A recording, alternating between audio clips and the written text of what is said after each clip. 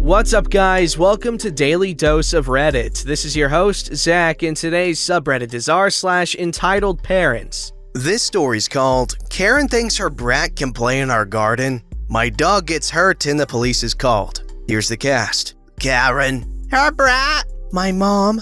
Me. Think back to the summer of 2018, the year this story occurred. My mom and I were home alone because the rest of our family was either working or at school. We were sitting in our kitchen and chatting a bit, while my cute booty dog is outside in the garden napping under some trees. We can watch her through our kitchen window that offers the perfect view into our garden. Said garden is quite big. We have a miniature greenhouse, a lot of plants and flowers, fruit trees, etc. And in the far back is a big trampoline, a sandbox, and 2 swings. We live at the main street of our suburb, so a lot of people pass by over the day. Our backyard is not only cut off by a gate, but the garden is also separated from the parking space for our cars through tall bushes. You can barely see the garden outside of the property, and you're only able to see one of the swings at a specific angle. The gate was closed when the story happened. So my mom and I are just talking when suddenly my dog appears next to me, very much frightened. Trying to calm her down, I sit on the floor and cuddle her, wondering what scared her so much that she fled the garden. You have to know, she's very easily scared. She never barks and doesn't attack in situations of danger. She runs. So obviously, something must have happened, and it wasn't the neighbor's cat for sure. While I'm on floor level, my mom has a perfect view into the garden and suddenly says, "What the actual frick?" I stand up and look outside as well, only to see a woman and her daughter I've never seen before in my life stand in the middle of our garden. My mom and I decide to confront her, obviously, and go outside. My sweet pup follows us, ready to protect us even though she is scared to death. I love her and I would die for her, not gonna lie. "Excuse me, what are you doing here?" "Entitled kid just wanted to play and I need to relax for a bit. This playground is just perfect for her." She sits down on one of our outside stools. "I'm sorry, what? This is private property. My family lives here? This is our private garden. You can't be here." "Don't be silly, this is a public space." She literally closed her eyes and faced the sun after that. I'll never forget that. "You are literally trespassing. I want you and your daughter to leave right now." She opens her eyes again. "Don't lie to me, I'm not stupid." "Okay, miss, we're going to give you a minute to collect your kid and leave our garden or we're calling the cops on you. You're committing a crime. Please get your daughter and leave." "What the frick? Are you people stupid or something? My daughter just wants to play, she's not breaking anything." I was really mad at this point. "Freaking leave our garden or I will sue the crap out of you." She had the audacity to roll her eyes at me. My mom and I just look at each other and she takes out her phone to call the police. Karen sees this and suddenly gets up really fast. Okay, we're leaving." "Entitled kid!" "Freaking who-ars, you stuck-up benches." We decide to ignore the swearing and just watch her kid walking over to her with a shovel in her hand. My mom still has the phone in her hand, ready to call. "But mommy, I want to play." "I know, but those bad people don't want us here. They're really mean to us, so we have to leave." "But mommy!" Entitled kid just cries out for mommy for a solid minute while entitled mother is taking her sweet time getting ready to leave our garden. Now, remember that my sweet angel dog was still next to me, scared but ready to protect my booty. Suddenly, that freaking entitled brat just stops crying, looks at my dog, and throws the freaking shovel at my dog and actually hits her hard. That thing, being made out of metal, must have hurt like hell, and my dog cries out in pain. Entitled kid hit her at the head-neck area. I pick her up as fast as I can, basically screaming at the kid that she just willingly hurt a living and feeling animal, while my mom doesn't even wait for a second and calls the police. Entitled mother is yelling at us that she and her brat didn't do anything wrong and that this was our own fault, that she's ready to leave, etc., while actually trying to leave. But since there is only one exit out of the garden because our high bushes block the rest, my mom simply blocks it. I'm calling my brother at the same time to come home as soon as possible to go to the vet with our pup. My brother and the police arrive at the same time, and while he takes my angel away, I stay with my mom. Entitled mother is still yelling and entitled kid is crying again. Screw that kid, honestly. And entitled mother, being a true Karen, tries to blame us. But since she's obviously not where she's supposed to be and she's fighting back, she hits one of the cops in the face, she finds herself in cuffs pretty quick. In the end, entitled mother got convicted, is that the correct term?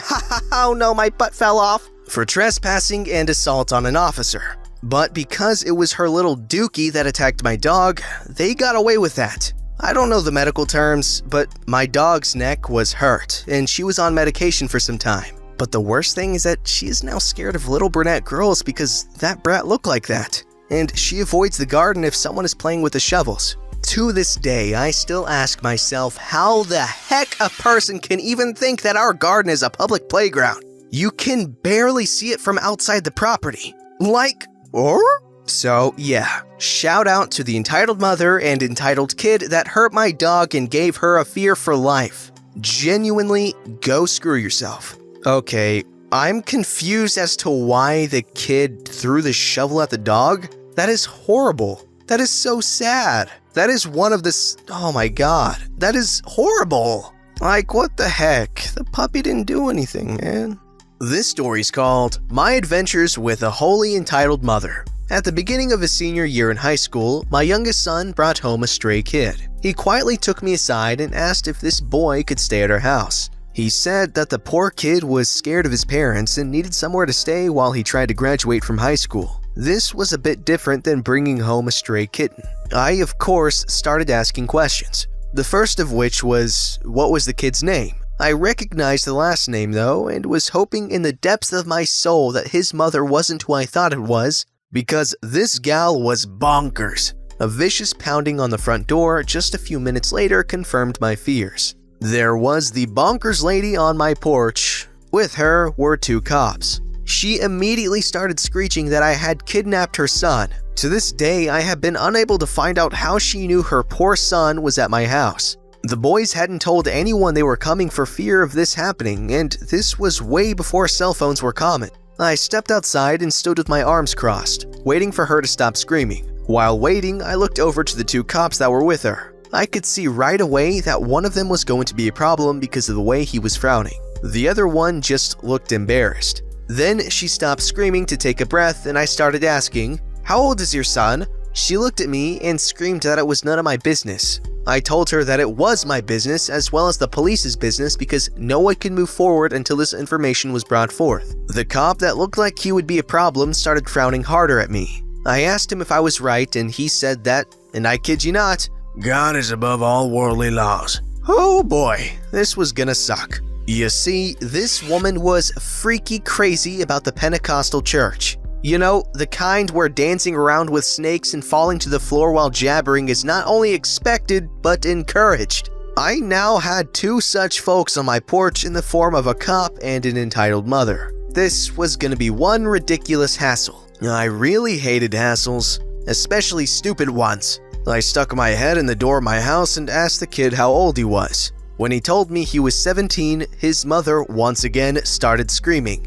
"He's lying! He's only 16 and I demand that he come out of there now!" I guess you can lie if you're holy. She lunged for the door, but I was faster and locked it before I pulled it shut. She shoved me out of the way and began to frantically shriek and pound on the door. I was beginning to wonder if she was going to break my doorknob because of the way she was attacking it. This was when the embarrassed cop ordered her to stop. This crazy woman would have charged into my house if I hadn't locked the door. The frowning cop told me to get the kid.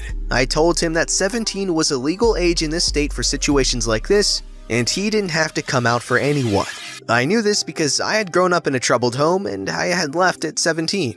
There was no way I was going to hand over a kid to someone acting like this if I didn't have to. The woman started screaming again, but this time she was screaming something about her having it on good authority that my husband was a pot dealer. This was funny because in all the years I had been with my hubby, he had never even tried pot. He thinks smoking anything is stupid. I have no clue where this came from. In fact, I was more likely to have pot than my hubby. But I knew a warrant would be needed for this kind of crap and the frowning cop didn't react to this. Just kept on frowning. He knew I was right. I stood and listened to the screeching, and now there were tears mixed in, for a few seconds. I wanted to see if she would calm down and behave normally. When she didn't, I told them to leave and I went inside. I had to go around to the back door because I didn't have my keys on me. She continued to freak out with huge, braying sobs, but the cops made her leave with them. The poor kid was barely keeping back tears and was super embarrassed.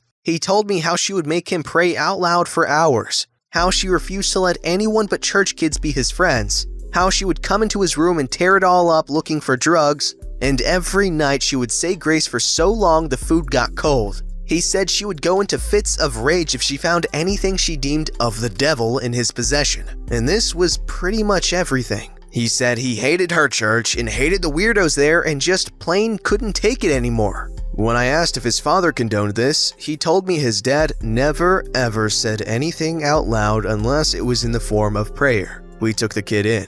My older son had moved out for college a few months before, so I had a spare bedroom already set up for a teenager. Easy peasy. Then came the weekend. This crazy entitled mother and about 10 folks from her church, including the frowning cop, but not in uniform this time, came to my house and prayed loudly at it. They were careful to stay in the street, but it was still so dorky that it was almost comical. It was then that I had a great idea. I got a bag of chips and a bottle of soda, set up a lawn chair in my driveway, and sat there and watched them pray at me. I watched them in the same way one would watch a movie. I would look at each of them. None would look me in the eye because I was evil, while they just took turns praying loudly at my house. I just sat there, munching chips and drinking my soda. This must have disturbed them because they only kept it up for about 45 minutes. Then they all piled into a van after telling me they would pray for me. I never said a word, but I did salute them when they were leaving. They did this every weekend for months. They must have hated the cold though, because if it was too cold or snowing, they didn't show up. I would set up my lawn chair every time. Sometimes I would up the game and have a beer instead of a soda. This made them pray louder. Ha ha ha! If I were to write down everything they did while that boy was staying at our house, it would turn into a novel. This entitled mother tried everything she could to get me into trouble, but I managed to steer clear. This kid stayed with us for over a year and a half while he worked and saved up money. He made friends, went on dates, and really opened up. He became a normal teenager despite his goofy mom and her weird church. He would hang out with my son and hubby, and he became a happy kid. He then applied for and got a job teaching English in Japan, and I was really sad to see him go. He was a really good boy, and we enjoyed having him with us. 4 days after the kid left for Japan, his crazy entitled mother came over to tell me that God had listened to her prayers, and now her baby was out of our den of depravity. I only shrugged when she told me this. Whatever lets you sleep at night, entitled mom. Okay, I'm not gonna lie. I honestly started tearing up during that last paragraph there.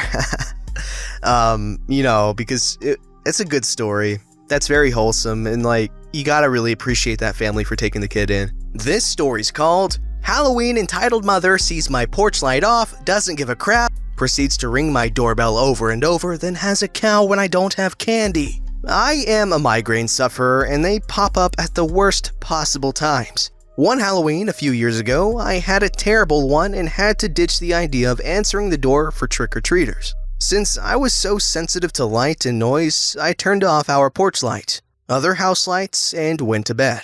As soon as it got dark, it started. My doorbell ringing over and over, even though there were no lights on in the house. Every time it happened, my dogs would go nuts, making even more noise and making me hurt even more. I ignored it for as long as I could, but when someone leaned on the doorbell and rang it over and over and over and over again, I finally flew out of bed and ripped the door open, ready to go off. I expected a kid to be the one ringing the bell, but it was a Karen. Behind her were 2 little kids, dressed adorably, holding pillowcases. What the heck, lady? Porch light off is the international sign for no candy. Entitled mother acts as if she's unearthed an amazing secret. I knew you were home. She shoos the kids up to me and they yell out trick or treat and thrust their pillowcases at me. I had a huge bag of candy in the kitchen, but I was so upset I totally forgot about it. Girls, I'm sorry, but I don't have any candy. That's why my porch light was off. To the entitled mother, I say, I don't feel well. I purposely turned off my lights so that I wouldn't be disturbed by children tonight. You should not be knocking on doors with no lights on. It's Halloween. Surely you can suck it up for a few hours to do something that makes children smile. How can you not have any candy? I'm sure you have something in your kitchen you can give them. My head is throbbing. I can't believe this woman. Something in my kitchen? Yes, what else do you have that you can give them since you weren't prepared? The kids can sense that I'm frustrated and angry. They start to walk down the driveway away from us, hoping their mom will follow them to a house that actually has candy. You better go get your kids. They're leaving. Not until you give them something. They're owed that. It's Halloween, you selfish bench. She calls them to come back to the porch. They reluctantly wander closer. Okay, fine. I got a bottle of ketchup or a box of noodles. How about a frozen burrito or a pack of oatmeal? Does that fit your criteria? Get off my property. This is absurd. You're the absurd one. My kids deserve Halloween treats and you couldn't even be bothered to pick any up. I'm gonna tell other parents about you so they avoid your house. Promise? Yeah. Thanks, that would be very helpful. And I slammed the door in her face. I did feel bad for her kiddos. They got a crappy booty mom. Okay, that sounds insanely annoying to deal with, and I feel horrible for our Redditor. However, I also love to laugh at other people's misfortunes, so tell me down below crappy things that happen to you or other people. Don't forget to like, subscribe, and hit that bell to never miss an episode.